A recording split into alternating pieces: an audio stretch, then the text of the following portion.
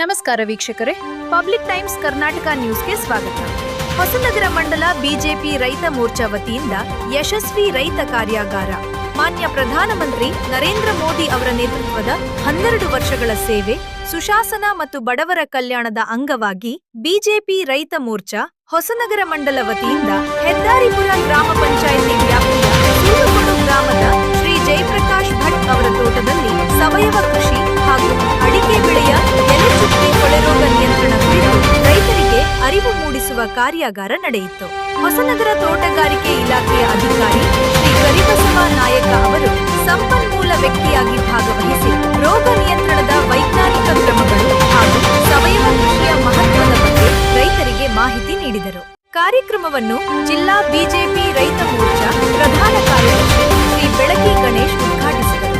ಜಿಲ್ಲಾ ರೈತ ಮೋರ್ಚಾ ಸದಸ್ಯ ಶ್ರೀ ಯೋಗೇಂದ್ರಪ್ಪ ಗೌಡ ಸೇರಿದಂತೆ ಹಲವು ಮುಖಂಡರು ಉಪಸ್ಥಿತರಿದ್ದರು. ಹೊಸನಗರ ತಾಲೂಕು ಬಿಜೆಪಿ ರೈತ ಮೋರ್ಚಾ ಅಧ್ಯಕ್ಷ ಶ್ರೀ